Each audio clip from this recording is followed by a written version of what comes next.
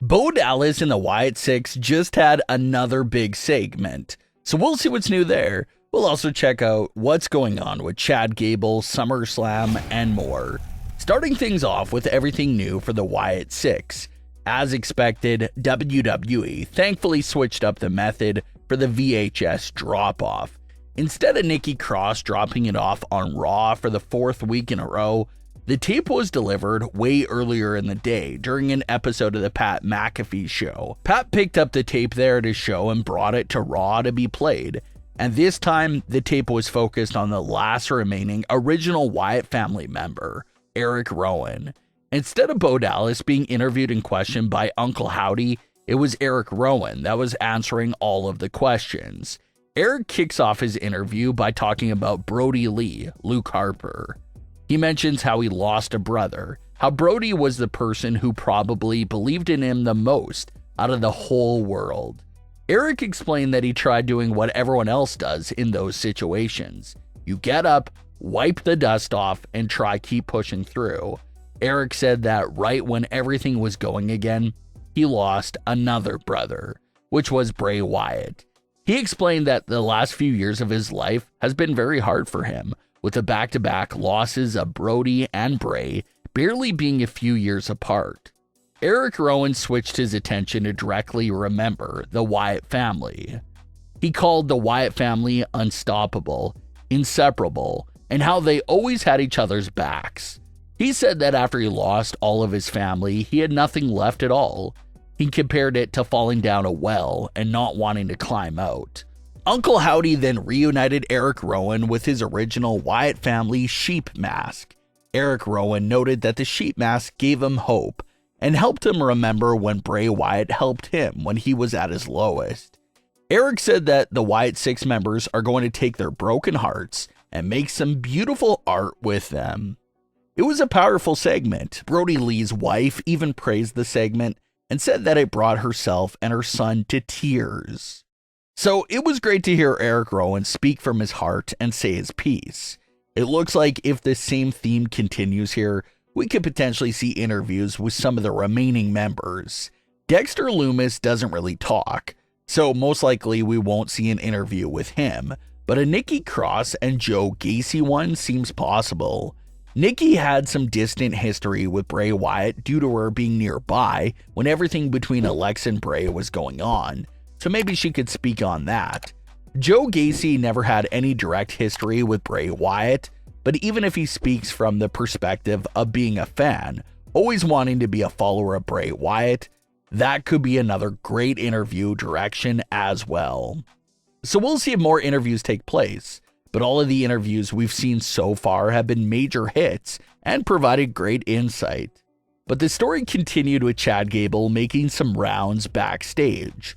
Chad visited Adam Pearce and told him that he cracked the code, that he was the first one to discover that Uncle Howdy is Bo Dallas.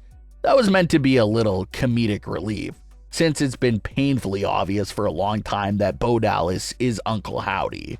Everyone is aware of his identity, so that was meant to get a laugh.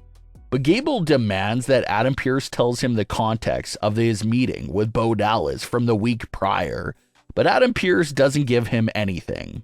Adam Pearce says that it was a private conversation and he can't tell him anything. It looks like we won't be getting information on that meeting for the time being. So either that moment of Bo being in Adam Pearce's office didn't really have any sort of purpose behind it and was meant for shock value. That's why we're not getting the explanation behind it. Or maybe they're saving the context and full reveal of that meeting for a future edition of Raw. We'll have to wait on that answer. Chad Gable spies on his old Alpha Academy faction and overheard them talking about wanting to help someone out. Chad confidently comes out to accept their help, but turns out they were talking about helping Xavier Woods. The group was still refusing to help Chad Gable, and Rambling Rabbit could be seen in the background of this segment as well. But Chad Gable comes out to call out Bo Dallas to the ring. Bo accepts the call and walks out to the ring before instantly being jumped by the Creed brothers. Chad Gable and the Creed brothers have been brewing for several weeks now, and it looks like this was the official first moment of their partnership with each other.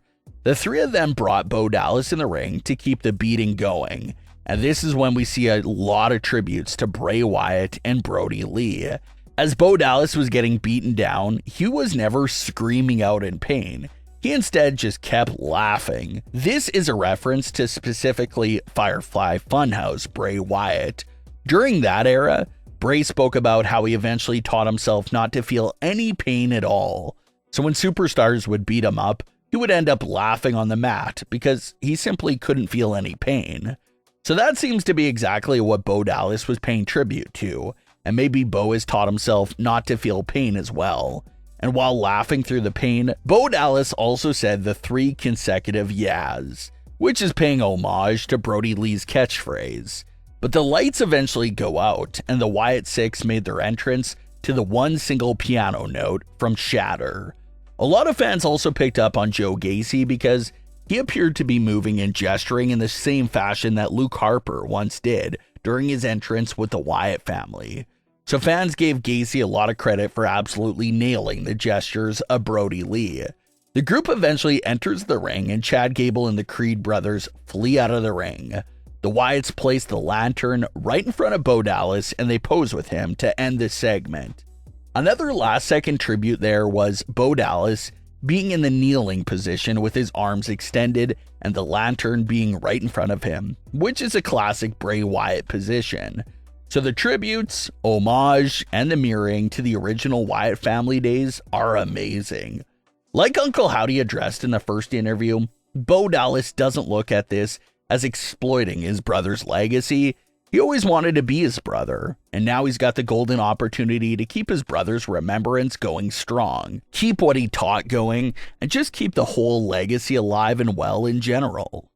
As far as what's next for this feud, there's still a few weeks before SummerSlam. It's possible that this feud gets a match on the card. It's also quite poetic because Bray Wyatt and the original Wyatt family made their debut at SummerSlam well over 10 years ago. So how iconic and crazy would it be if Uncle Howdy and the Wyatt Sicks made their own debut at SummerSlam's event as well? That would be a pretty cool way of mirroring things back and seeing things come full circle. As far as the match itself, there's definitely options for how WWE can handle it. It can either be a straight up singles match between Uncle Howdy and Chad Gable, or with the Creed brothers recently joining the story, it looks like a 6-man tag match is also in play. Gable and the Creed brothers versus Uncle Howdy and the other Wyatt members of his choosing. Premium live event cards have been so much shorter in current times, but this feud definitely seems worthy enough to earn a spot on the SummerSlam card. There's been a lot of interest and intrigue behind seeing the Wyatt Sicks members compete in the ring.